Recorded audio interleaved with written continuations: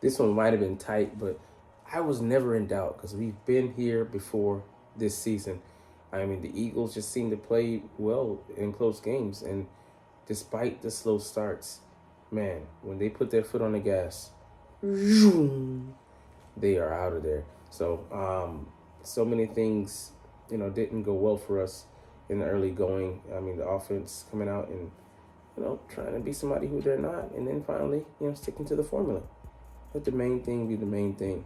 And once we did that, man, it wasn't an easy street, but we kept chipping away, chipping away, chipping away, making progress. And what can you say? I mean, that defense has proved itself to be legit. On an 8-0 winning streak since the bye week, and it's just been money, man. Reports came out about Jalen Hurts and Sicniani mending fences during the bye week, self-scouting, and really showing some leadership. But hey, that was expected. That's what great leaders do. Anyways, let's get into it.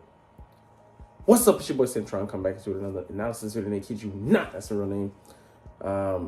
Man, this one had highs and lows. We went down early, and there were some speeches on the sideline. I saw Jalen Hurts talking to his offensive line, telling them, "Hey guys, we got to get up and fight." And it may not have happened that drive, but it happened on the 5th drive of the game. We just fell into, as is commonplace, an early low.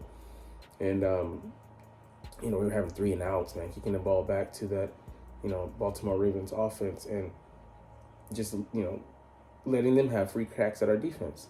And we went down 9-0 early. And you can see C.J. Gardner-Johnson on the telecast getting into the faces of our defensive guys and telling them, this is not us. We need to get into shape, and right now, because they're up on us 9-0. This is not us. We need to do something about it, quick, fast, and in a hurry. And they did. They settled in, settled into their zones. They played that for the most part of the game, and didn't want to leave Lamar. Scrambling, free and man coverage. You got everybody covered except for Lamar. He goes for, a big jump. He did that in the game, but when the game was in hand, it was pretty much meaningless at that point. Yeah, man, but you can't say enough about the biggest acquisitions in the offseason. Offensive coordinator Kellen Moore, defensive coordinator Vic Fangio, Zach Bond, the rookie corners. When Quinyon went out, I was like, oh no, man, we cannot have this. But he went back in there. Hopefully he'll get some treatment. He'll be fine. But we can ill afford to have our best corner out of the game.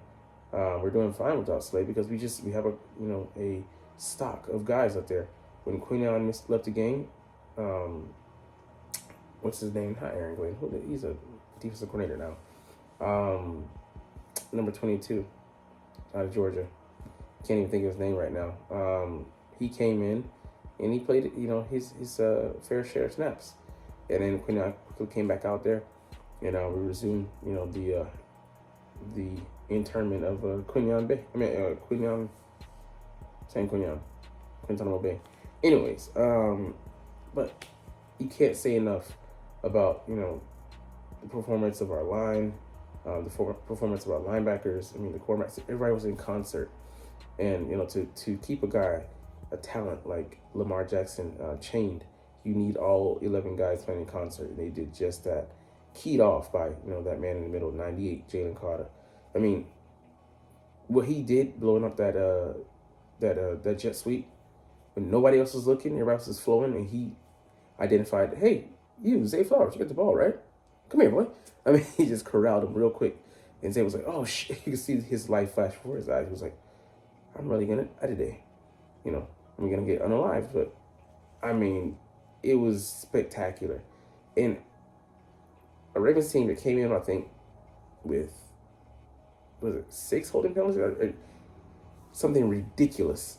I think maybe even double digits. Didn't have one. When you look at the TV copy, and you're like, come on, bro. Come the hell on.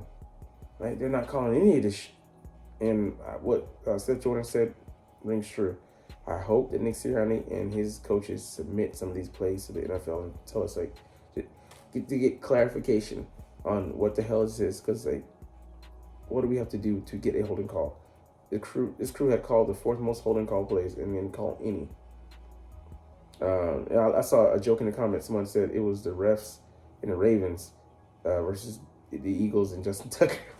Damn, y'all savage, man. Y'all just have no, you don't hold back in the least. So, man. Anyways, back to the game review. We did score 2 touchdowns once we got back to our identity in the second quarter, and they were able to kick in a field goal before halftime to make it 14-12. They got the ball back, but they weren't able to do anything. I mean, they missed field goals of 53 yards, 47 yards, an extra point attempt. Just not your usual Justin Tucker you're seeing, but yeah, we made ours, man. Yeah, it's interesting. He's 35 years old now, and that wear and tear maybe starting to get to him, making ridiculous kicks in his previously early in his career, and everybody has ebbs and flows, but we'll see if he's able to escape the loop. But I mean, by the time the Ravens scored, it was 24-12. The game was over. It was in hand, and they let Lamar scramble on a meaningless 40-yarder. You can see Nolan Smith quit, Jalen Carter's quit, Milton Williams in pursuit all the way. They were just trying to let the game end, but people tell you this is a one-score game. Nah, it was a double-digit victory. We were dominating the Ravens. I mean, even though we went scoreless, again, Saquon Barkley's closing the game out, 25-yard jump from 25 yards out, scored a touchdown. Just beautiful, man. But yeah, he's still on pace to break the rushing record.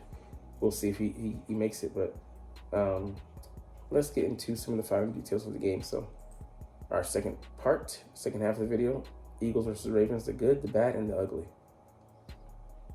So the good, backup safety, almost picking the ball. So, I mean, you can look at it. Shout out to Top Billing. He breaks down the games excellently. He has a big, huge football acumen, smart, intelligent guy. But you can see on the broadcast that they just had perfect coverage, across the board, and it just harks back to their communication. This is going back to after the bye week, post bye week, what they've been able to do to fix, those mishaps, leaks, misassignments, and people running free. There was like one time I could say during the game that not Mark Henry, sorry. I'm mixing Derrick Henry and Mark Andrews because they're two big guys, but not sexy chocolate. But he ran free through the defense. But other than that, I mean, he undercut the route perfectly. Zay Flowers cut in behind him, but he had the awareness. He knew where he was supposed to be and where the guy was ideally floating. And I'm glad he dropped the pick, but I was like, please get the pick. Because I just want an interception on Lamar's ledger, but it is what it is. All right, 25-yarder from Barkley. He tosses guys off, starts into the end zone, and he's spins off Marlon Humphrey, who's attempting to fight through the receiver to make the tackle, but they can only hold Saquon for so long, and it just added to those 20+ yard explosive plays that he's had on the season, maybe to push him past Derrick Henry now for the most. But yeah, man, he's just so key. He was close to hitting one on an earlier drive, and you're like, man, just shoestring tackle. They got him, but he's just such a baller, man. He comes out to play each and every week. All right, Kobe Dean coming up, make a stop on Justice Hill. Yeah, man, difficult dude to corral, and Kobe's just been balling out this season. He's gotten his feet up under him, and he's fighting through injury. He had like a groin injury. I don't know if he's still dealing with it, but I imagine he is. But to come out and get an explosive back like that in space, because he is dynamic. If it wasn't for Derrick Henry, he might be their key man, and he still is on third downs. Good blitz picker. A blitz pick-upper. Can't pick up the blitz well. Anyways, but yeah, just run a 4-3 guy. He's quite talented. And Cooper G had a couple highlight plays here. yeah, I mean, like he was in the, I think it was in the red zone or near the red zone, and he stopped Nelson Aguilar breaking up play. I mean, just his awareness, him being able to this early in his career have this kind of impact passing game, and then you see him in the running game against Derrick Henry. He spears him, takes him down like he's Goldberg. I'm like, damn, like wow, he's out there balling. Just a beautiful sight to see, a beautiful sight to behold. So, I mean, the buff that it's been to the defense overall, lovely. All right, Nolan Smith's sack. I mean, just him being able to corral Jackson. He's such a difficult guy to get down, and just his sack in general. We got I think 3 to 4 on him. So shout out to those guys, man, just getting after it. Jalen Carter.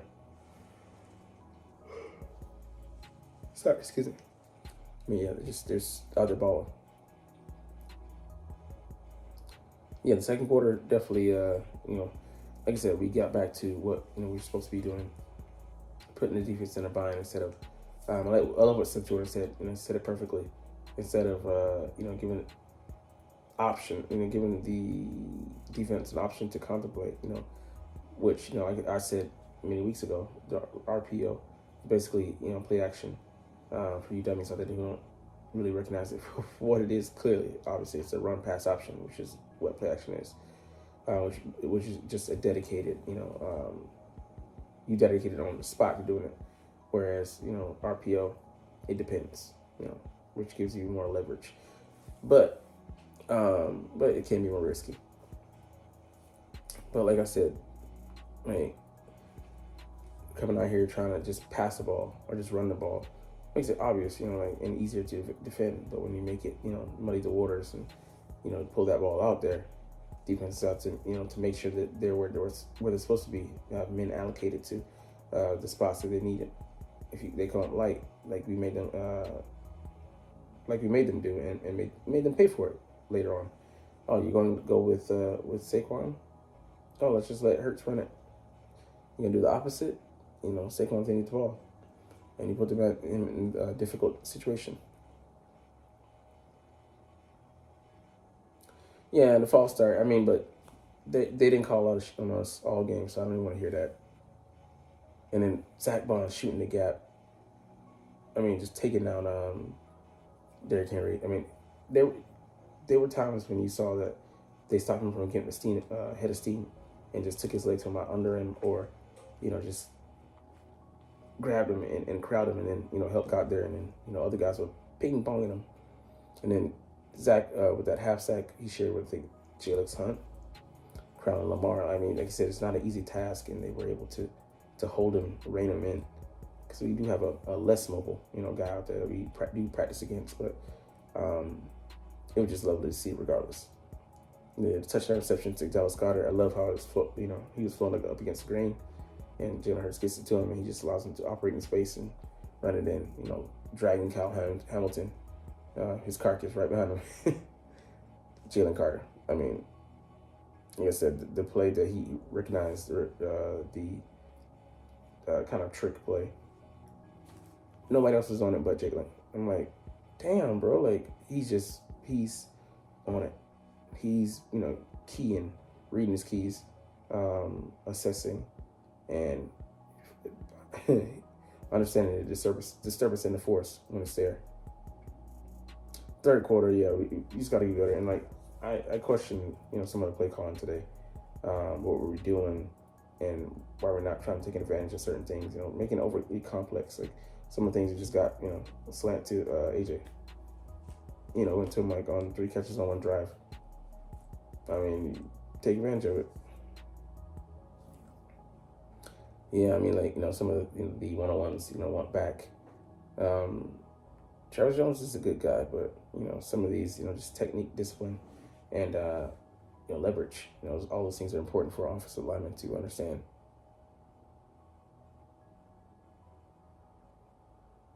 Okay, Keely Ring, I'm forgetting his name. Yeah, they were all right into the ball. I mean, that's the thing that happened on the Reed Blankenship concussion. There were like 4 Eagles in the area, and I'm like, this ain't good because, bodies, collisions, and he did get, unfortunately, caught in the blow up. Yeah, man, but I can't believe all them penalties were on us, though, man. Hey, I didn't notice all the Eagles' flaws, but not noticing any of the Ravens say just a setup, man.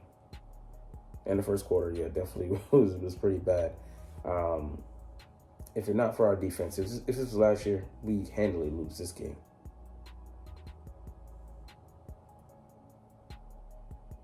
Yeah, you can't give a quarterback that much time, and it was a given.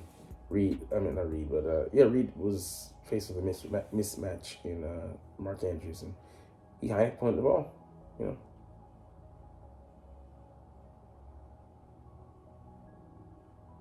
Yeah, just a shame. I mean that they couldn't get him down, couldn't corral him, but they learned from it as long as they weren't letting it happen all game. And then Maddox, yeah,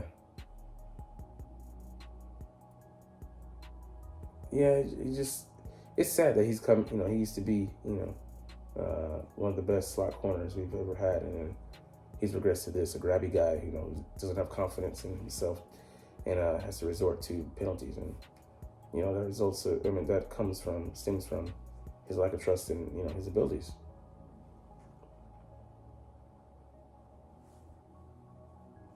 Yeah, I was like, what the hell is, what do you call it, going on in special teams? But I'm happy, again, that they corrected that and it was an issue concurrent, throughout the whole game. So, anyways, we'll get up out of here on that note. But, hey, it's all good.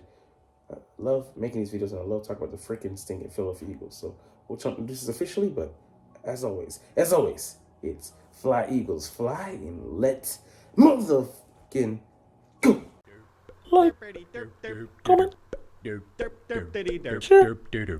and subscribe Thanks for watching. Check me out at Cintron Anime, Cintron Life, or Cintron Laughs, or other social media.